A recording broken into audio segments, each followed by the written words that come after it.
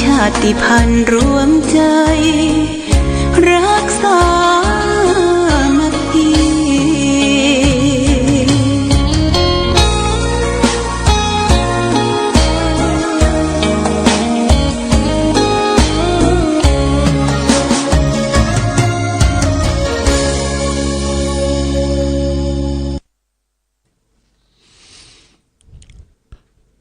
เจริญสุข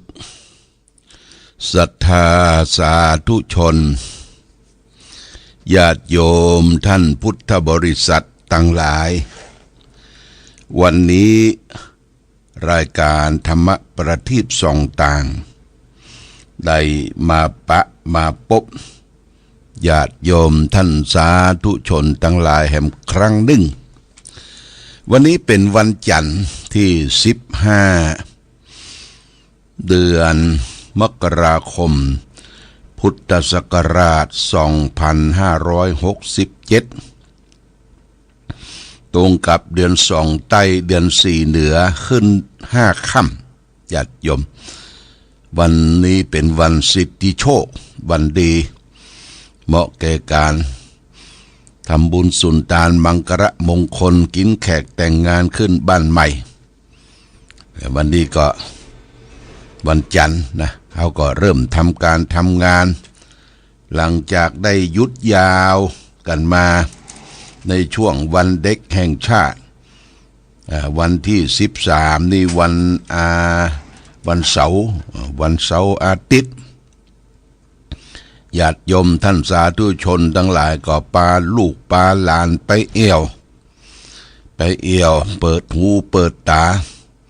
เอาจิตเอาใจลูกหลาน ขอโทษแล้วก็บางทีเขาก็ไปเอี่ยวตามภูตามเขาตามน้องคลองบึงต่างๆนะข้อสำคัญอย่างยิ่งก็คือในปัจจุบันนี่นะญาติโยมถ้าควายมาก็ดีหรือความหนาวที่มันหายไปก็ดีเนี่ยจะไปฮื้อละอ่อนเล่นน้ำนะเล่นน้ำที่น้ำมันนิ่งนะน้ำที่ขุดไว้เป็นครูเป็นคลองเป็นอ่างอันตรายเพราะละอ่อนว่ายน้ำบ่เป็นถึงแม้ว่าจะใช้ยางรถยนต์เอาไปลอยน้ำเกาะห้อยไปห้อยมามันสามารถที่จะลุดจะเกิดความหายนะความเสียหายได้เขาก็ได้หันข่าวทราบข่าวมาตลอดเวลาว่าลูกหลานเยาวชนของเขาได้ไปอาบน้ำเล่นน้ำว่ายน้ำบ่เป็นเพราะฉะนั้นก็ลองดูญาติโยมสระน้ำที่ในอำเภอฝางเนี่ยมีที่ไหนนะสระน้ำเปิ้นว่ายน้ำเนี่ยบางทีก็ไปเสียสรุ่งสตางค์พ่องเปิ้นจะมีพี่เลี้ยงหรือวิทยากรสอนว่ายน้ำสระน้ำเนี่ยว่ายน้ำที่ถูกต้องอย่าได้ว่ายฟรีสไตล์ว่ายผีเสื้อว่ายอย่างต่างๆเนี่ยให้เขาได้ออกกำลังกาย ในการว่ายน้ำหลวงพ่อนี่ว่ายน้ำบ่เป็นญาติโยมเพราะว่าอยู่ในป่าในเขาแต่ก่อนเนี่ยบ่เคยได้ไปว่ายน้ำเล่นน้ำโซนที่น้ำแต่ขึ้นต้นไม้นี่พอได้นะแต่ว่ายน้ำบ่เป็นเพราะฉะนั้นจะต้องว่ายน้ำเป็นลูกหลานเฮาทุกคนพ่อแม่พอที่จะมีเวลามีสตุ้งสตางค์มีปัจจัยก็ป้าเขาไปเนอะไปที่สระว่ายน้ำมีที่ไหนพ่องนะในอำเภอฝางเนี่ยบางวันบางโอกาสอาตมาก็จะสืบเสาะดูว่าสระว่ายน้ำมีที่ไหนก็จะได้ประชาสัมพันธ์ลูกหลานได้ไปเล่นพ่อแม่ต้องไปตัวคือต้องดูแลสระน้ำดูแลเขาเล่นน้ำเปิ้นจะมีวิทยากรหรือพี่เลี้ยงดูแลอย่างนี้เป็นต้น วันนี้เป็นวันจันทร์อากาศท้องถิ่นทางกรมอุตุนิยมวิทยา บอกว่าจะหนาวขึ้นมาทางโซนภาคเหนือทางภาคอีสานลมหนาวทางประเทศจีนได้พัดพามาก็ต้องระวัดระวังเรื่องความเหน็ดความหนาวดูแลลูกหลานผู้เฒ่าผู้แก่พ่อแม่ติดเตียงให้ความอบอุ่นแก่พ่อแก่แม่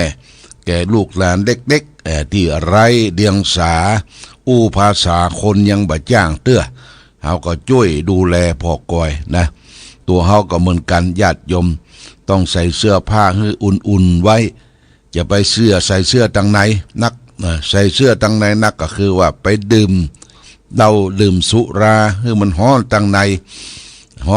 แต่มันหนาวตังนอกญาติโยมบางคนแก้เสื้อผ้าอาภรณ์อยู่กลางตรงกลางนาอยู่ตามตึงนอกบ้านชายคาต่างๆถามว่ามันหนาวกับมันฮ้อนตังในนะฮ้อนตังในเดึกมาเป็นตะคริวญาติโยมเป็นตะคริวแล้วก็ลวดตายไปเสียดายชีวิตคนเฮาที่เกิดมาหนหนึ่งครั้งหนึ่งต้องรักษาสุขภาพกายสุขภาพใจของเฮาให้ดีอย่าไปปล่อยปะละเลยพัฒนาตัวเองตัวเก่าสดใสไวยะผ่องใสอยู่ตลอดเวลานะญาติโยมนะสดใสไวยะอยู่ตลอดเวลาอาบน้ำอาบท่าคัดสีชวีวันแปรงฟันจะไปเอาน้ำมาท่วมจะเอาไฟเมื่อมันมาไหม้ตัวเฮาน้ำท่วมก็คือน้ำท่วมปอดเฮาละน้ำท่วมปอดท่วมตับเฮาน้ำที่มีแอลกอฮอล์ไฟมาไหม้ก็คือไฟที่สูบเข้าไปกินเข้าไปตั้งแต่บุหรี่ฟินเฮโรอีนตลอดถึงยาบ้านี่ไม่ญาติโยมไม่ตัวเองตัวเก่าทำเมื่อเฮาเสียสติฝันเฟือนแก่เวยตายเวยเพราะฉะนั้นเสียดายชีวิตที่เกิดมานะบำรุงรักษาดูแลพ่อเองตัวเก่าบางท่านบางคนมาหาหลวงพ่อเนี่ยเบิ่นมีอายุขายยืนยาวอย่างยกตัวอย่างเช่นป้อนานคำสิ่งคำบ้านหนองเต็งนะอย่างมาหาหลวงพ่อมาบริจาคค่าไฟฟ้าอย่างพ่อเปิ้น80 ปลายละญาติโยม80 ปลายนั่นนะก็ยังรักษาสุขภาพร่างกายไว้หนุ่มยังอยู่ได้บอกว่ารักษาสุขภาพกินอาหารง่ายนอนง่ายปฏิบัติธรรมไหว้พระสวดมนต์เมื่อค่ำเมื่อคืนไหว้พระสวดมนต์แล้วฟังรายการหลวงพ่อนี่เป็นปกติแล้วก็แจ้งว่าวันไหนถ้ามีรถกายไปกายมาต้องเอาเงียงหูฟังเพราะว่าสถานีเปิ้นจำกัดสถานีวิทยุชุมชนคณะสงฆ์อำเภอฝางเปิ้งจำกัดเรียกว่าออกบ่ฮื้อมันเกินเมกะเฮิรตซ์บ่ฮื้อมันเกินเสียงดังจนเกินไปรบกวนกับสถานีอื่นนี่คือปฏิบัตินะญาติโยมปฏิบัติตนตัวนะกินอาหารก็กินแบบง่ายๆพักไม่ใส่เกลือกินนั่นกินนี่ตามธรรมชาติแล้วก็จะไปกินเหล้ากินยากันนักล่ำไปมันทำลายปอดทำลายตับทำลายตัวเองตัวเก่าโทษของสุรานี่มี6ญาติโยมนะมี6อย่างเปิ้นผูกเป็นคำก่อนสอนใจไว้ว่าอันสุราเมรัยใครเสพติดพาชีวิตมืดมนจนฉิบหาย1ทรัพย์สินของตนนั้นพลันวอดวาย2อาจตายด้วยทะเลาะเพราะความเมา3เจ็บป่วยด้วยโรคาพยาธิ4คนตำหนินินทาพาอับเฉา5หน้าด้านหนักหนาเวลาเมา6ปัญญาเขาหดหมดสิ้นเนี่ยญาติโยมมีเทิดหนุ่ง6ประการที่ฝากไว้วันนี้จะเอาสาระธรรมมาฝากให้แก่ศรัทธาญาติโยมท่านสาธุชนในคลังธรรมจากพระไตรปิฎกเรื่องอัฏฐจริยกถาว่าด้วยการบำเพ็ญประโยชน์นะญาติโยมนะพระพุทธเจ้าตรัสว่ายัตเสวะคะเรพุญชัยยะโพคังตัดเสวะอัฏฐังปุริโสปาเรยะแปล ลว่าได้ยินได้กินได้ใช้ประโยชน์ที่บ้านใครควรทำประโยชน์ให้แก่เขาบ้างเนี่ยคือการทำประโยชน์นี่เราได้ทำปัจจุบันนะเราได้รับประโยชน์จากบ้านใครนะอย่างพี่น้องต่างชาติต่างภาษาเข้ามาเมืองไทยอาศัยอยู่ในเมืองไทยได้กินน้ำได้บริโภคอาหารในเมืองไทยที่อยู่ที่อาศัยต่างๆพี่น้องต่างสวนส้มก็ต่างพี่น้องรับจ้างบนภูบนดอยก็ตามจะเป็นพี่น้องไทยใหญ่หรือพี่น้องดาระอั่งปะลองหรือพี่น้องชุมชนต่างๆเมื่ออยู่อาศัยอยู่ในพื้นแผ่นดินไทยอยู่ใต้พระบรมโพธิสมภารของพระบาทสมเด็จพระเจ้าอยู่หัวพระเจ้าแผ่นดินเจ้ามหาชีวิตเจ้านอคุณคำของเฮาก็คนที่จะได้ทำประโยชน์คือแก่ที่อยู่ที่อาศัยนะพัฒนาช่วยกันพัฒนาประเทศชาติบ้านเมืองจะไปนำพาซึ่งยาเสพติดหรือจะไปตั้งกงตั้งแก๊งนะญาติโยมอย่างในตัวเมืองเชียงใหม่เนี่ยตั้งแก๊งเยาวชนไทยใหญ่เสียหายหมดนะพี่น้องชายใหญ่ตั้งแก๊งวัยรุ่นเป็นกลุ่มเป็นหมู่แล้วก็ผู้บัญชาการผู้กำกับจังเมืองเชียงใหม่ตำรวจเพิ่นก็ว่าจัดการพวกเราจัดการพวกเนี้ยที่ตั้งแก๊งเป็นแก๊งซามูไรเป็นแก๊งไล่ฟันเปิ้นเป็นการปล้นจี้อย่างต่างๆกำราบเพื่อหมดสิ้นไปอันนี้บ่ถูกต้องญาติโยมนะเฮาไปอยู่ไปอาศัยที่ไหนทำประโยชน์เพื่อแก่ที่นั่นสถานที่นั่นอย่างพี่น้องประชาชนคนที่มีโอกาสได้ไปทำงานต่างประเทศอย่างประเทศที่มีสงครามในปัจจุบันคือประเทศอิสราเอลนะญาติโยมก่อนบ่มีสงครามนะเพิ่นชอบแรงงานไทยนี่เป็นคนบ่ขี้จิให้บ่ขี้จิแหงไปทำการเพาะปลูกทำการเกษตร ผลิตอาหารให้แก่ประเทศเปิ้นเปิ้นยินดีสีไขปันปัจจัยเงินทองให้นักญาติโยมนะไปได้ 4-5 ปีปิกมาก็ตั้งหลักตั้งชัยซื้อให้ซื้อนาได้นะอันนี้เฮาบ่จิให้จิแหงพี่น้องญาติโยมทั้งหญิงทั้งชายไปทำงานที่ประเทศญี่ปุ่นเนี่ยเปิ้นถือเอาความซื่อสัตย์นะความซื่อสัตย์ซื่อตรงต่อเวลาต่อเจ้านายต่อสถานที่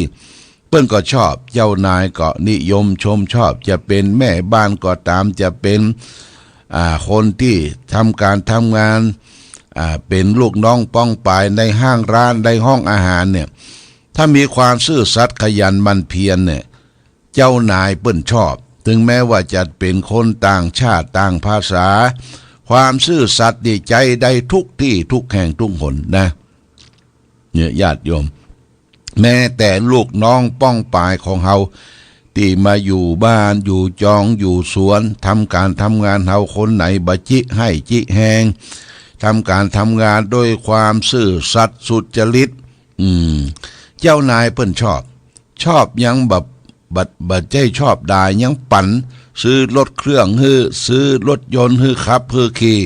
ได้ทำงานมีหน้ามีตามีเงินมีทองเก็บเข้าของเงินทองส่งไปบ้านไปจองต่างประเทศได้อันนี้ก็เช่นเดียวกันญาติโยมนะพระพุทธเจ้าเพิ่นสอนว่าการบำเพ็ญประโยชน์ได้กินได้ใช้โภคทรัพย์ที่บ้านใครเมืองใครควรทำประโยชน์ให้แก่เขาบ้างบ่ควรที่จะทำจนเกินไปทำประโยชน์ให้เขาบ้างเปิ้นว่าถ้าเฮาไปเอวบ้านเปิ้นไปบ้านท่านอย่าดูดายปั้นวัวปั้นควายให้ลูกท่านเล่นนี่เปิ้นมีลูกมีหลานสมัยก่อนเนี่ยไปบ้านเปิ้นอย่าไปดูดาย ปั้นวัวปั้นควายให้ลูกท่านเล่นมีอย่างจะช่วยกันจัดช่วยกันทำไปหาบ้านเจ้านายที่ไหนมันลุมันปังมันลุมันปังก็ช่วยซ่อมช่วยดูแลพ่อกอยนี่คือบ้านวัดก็เหมือนกันญาติโยมวัดเนี่ยบัดนี้ต่างวัดพระบาทอุดมก็มีพี่น้องดาราอ่างพี่น้องปะลองก็เป็นผู้เฒ่าผู้แก่มานอนประจำอยู่ที่นี่ก็อาศัยเข้าก้นบาทก็ทำเก็บกวาดเช็ดถูปลูกดอกปลูกดวงทำนั่นทำนี่มาอยู่ที่วัดก็ได้ทำประโยชน์อย่าดูดายดูเจ้าประสงค์บิณฑบาตมาแล้วก็เอาเฉพาะที่ฉันพอมีก็นอกนั้นก็เอาเข้าโรงครัวมอบเพื่อแก่คนที่พักอยู่อาศัยและก็เอามาอยู่วัดเอาเป็นลูกน้องของตุเจ้าพระสงฆ์จะไปเอเลเอเต็นจะไปแสดงออกถึงอันนั้นอันนี้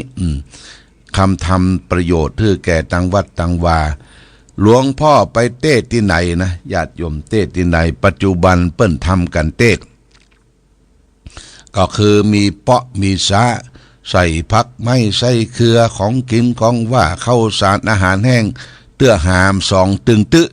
เอาใส่รถหามสองตึงตึเอาใส่รถมาถึงวัดแล้วก็เอาเข้าโรงครัวก็ได้กินกันไปทั่วแม่ครัวคนที่มีจิตอาสาก็ทำสำรับกับข้าวถวายพระถวายเนรเลี้ยงอุบาสกอุบาสิกาผู้มาปฏิบัติธรรมก็ดีหรือคนที่มาอยู่ที่วัดก็ดีได้รับประโยชน์ประโยชน์คืออยู่ที่ไหนก็ได้รับประโยชน์เช่นเดียวกันนี่ฝากไว้ประโยชน์ในปัจจุบันนี่ว่าเราจะทำอย่างประโยชน์ในปัจจุบันให้ถึงพร้อมทิฏฐธรรมิกถาประโยชน์ในปัจจุบันนั่นก็คือหนึ่งให้มีความขยันหมั่นเพียรนะญาติโยมคนขยันหมั่นเพียรคนหมั่นต่ออันที่จะเสาะหาทรัพย์สินเงินทองได้สองอารักขสัมปทารักษาทรัพย์ที่ด้วยขยันหมั่นเพียรนั้นไว้เก็บหอมรอมริบเซฟไว้ทำบัญชีครัวเรือนอย่าให้มันไปออกทางหูต่างๆหูตังอบายมุกนะเป็นนักเลงสุราเป็นนักเลงการพนันคบคนชั่วเป็นมิตรเป็นนักเลงผู้หญิงนี่ซีหูเนี่ยเป็นหูหัวเป็นหูอบายมุกญาติโยมเป็นปากทางความเสื่อมเสียนักเลงการพนันนักเลงสุราคบคนชั่วเป็นมิตรเป็นนักเลงผู้หญิงเนี่ยไผ่ลองทำเด้อสี่หูนี่นะชิบหายไว้ขัวมดญาติโยมนะญาติโยมนี่ฝากไว้เนื้ออารักขสัมปทาประโยชน์ในปัจจุบันรักษาทรัพย์ของตนเองให้ไว้สามสมานัตตาคือมีเพื่อนมีฝูงมีเพื่อนมีฝูงคบเพื่อนที่ดีกัลยาณมิตรตาเนี่ยกัลยาณมิตรตาคบเพื่อนที่ดีมิตรดีเป็นสีแก่ตัวมิตรชั่วพาตัวให้มัวหมองคบคนดีญาติโยมคบคนดีที่แนะนำประโยชน์แนะนำสร้างประโยชน์ทำบุญสุนทานเนี่ยเรียกว่ามีกัลยาณมิตรต่อกันนะสุดท้ายสมชีวิตาประโยชน์ในปัจจุบันคือทำงานด้วยความซื่อสัตย์สุจริตจะไปคิดเบียดคิดบังโลภอำของคนอื่นเขามาเป็นของตนมาเป็นของตนไปกาดไปลีซื้อขายจ่ายแลกสตางค์เปิ้นทอนหล่ำมาจะไปเอาเนื้อญาติโยมเอาไปคืนเปิ้นเวยนั่นไม่ใช่ของเฮาจะไปว่าโชคดีเขาทอนสตางค์พิษมามันโชคร้ายนะโชคร้ายเงินสตางค์คนอื่นที่เปิ้นหายมาเนี่ยโอ้เปิ้นเสียดายก็ยังแจ้งไปตัวไผได้เงินสตางค์นี่ไปขอให้กินแล้วต้องลุต้องปังสิบหายไว้ครัวเนี่ยเขาแจ้งนะญาติโยมแจ้งเนี่ยญาติโยมต้องระมัดระวังเขาได้อย่างมาบ่ใช่ของเขาจะไปเอาจะไปใจอย่าไปมากินบ่ใช่ของเขาเป็นของเปิ้นยกตัวอย่างเช่นว่าของตกในวัดเนี่ยของตกในวัดทุกอย่างเป็นของสงฆ์นะญาติโยมเป็นของสงฆ์ เฮาต้องขออนุญาตจากเจ้าอาวาสจากพระเจ้าประสงค์ถึงจะเอาเป็นมาบริโภคมากินมาใจได้ของโดยไม่อำปาของขึ้นตามธรรมชาติ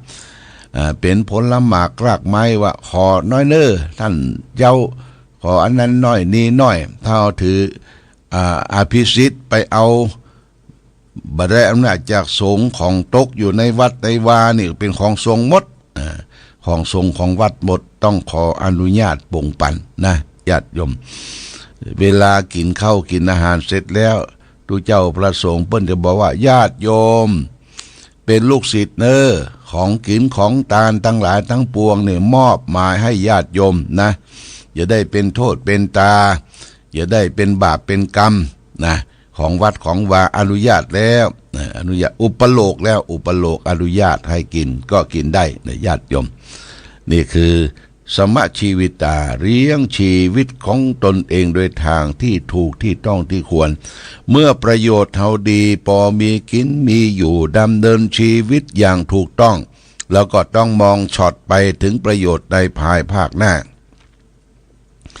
ประโยชน์ในภายภาคหน้าพึงทำหนึ่งศรัทธาสัมปทา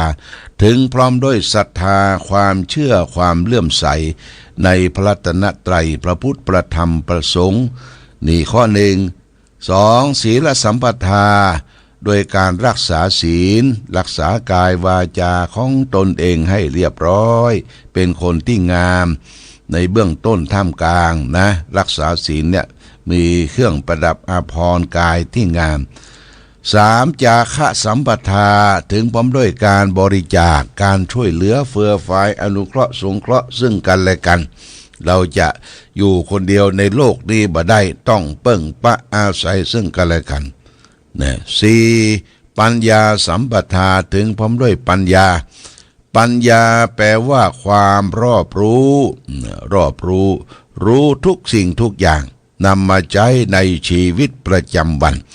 เนี่ยอย่างฮึกกึดหน้ากึดหลังเอาปัญญานำหน้าเอาป้อนนานปัญญานำหน้าเอาป้อนนานตันไว้ตั้งหลังคิดก่อนก้อยทำญาติโยมอย่าจะคิดจะทำอย่างจะพังจะเผลอคิดก่อนก้อยทำนี่ว่ามีปัญญานำหน้ามีปัญญาเหมือนมีทรัพย์อยู่นับแสนปัญญาและทรัพย์อื่นไม่คลาดแคลนปัญญาเหมือนกับทรัพย์แสนโกรธโทษไม่มีเมื่อเราทำประโยชน์ในปัจจุบันได้ก็ทำประโยชน์ไว้ในภายภาคหน้าฝากไว้ว่าให้มีศรัทธาความเชื่อความเลื่อมใสในพระรัตนตรัยพระพุทธพระธรรมพระสงฆ์เชื่อในคำตรัสรู้ขององค์สมเด็จพระสัมมาสัมพุทธเจ้าเชื่อว่ากรรมที่เราได้ทำผลของกรรมมีจริงเชื่อวิบากกรรมมีจริงนี่ถ้าเชื่อนี้เราก็สะดุ้งขยาดกลัวต่อการทำบาปแล้วก็ให้มีศีลรักษากายวาจาให้เรียบร้อยมีศีลมีธรรมแล้วก็จาคะมันให้พร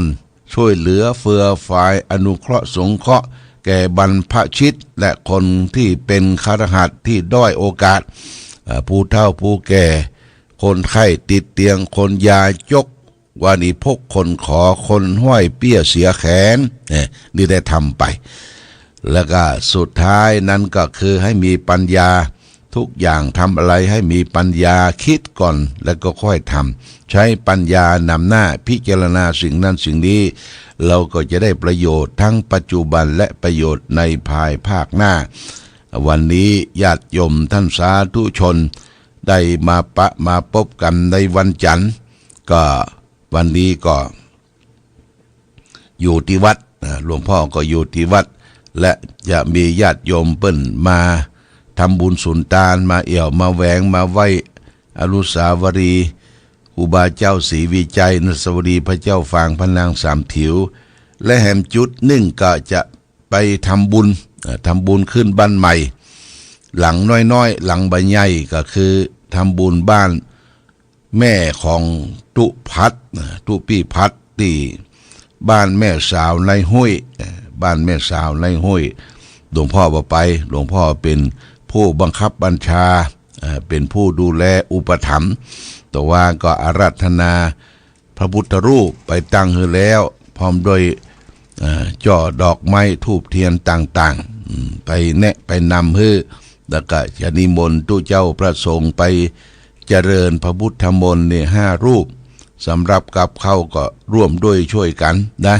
ที่บ้านใหม่บ้านน้อยบ้านใหญ่เนอะบ้านใหม่บ้านน้อยที่บ้านแม่สาวไรห้วยบ้านแม่สาวไรห้วยอันนี้ก็ญาติโยมก็ทางวัดเขาก็จะเอารถไปส่งแม่ครัวเอาส่งตู้เจ้าไปทำบุญสุนทานไปเจริญพุทธมนต์กันที่หั่นก็ประชาสัมพันธ์ให้ญาติโยมท่านสาธุชนทั้งหลายได้รับทราบมาณโอกาสนี้วันนี้รายการธรรมะประทีปส่องต่างก็หมดเวลาหมดต้องอำลาพาจากญาติโยมท่านสาธุชนไปก่อนรายการธรรมะประทีปส่องต่างต้องขอลาก่อนขอผู้ฟังจงตั้งมั่นจิตหันษาโดยธรรมะขององค์พระพุทธาได้นำพาให้เกิดความสุขสงบเย็นขอเจริญพร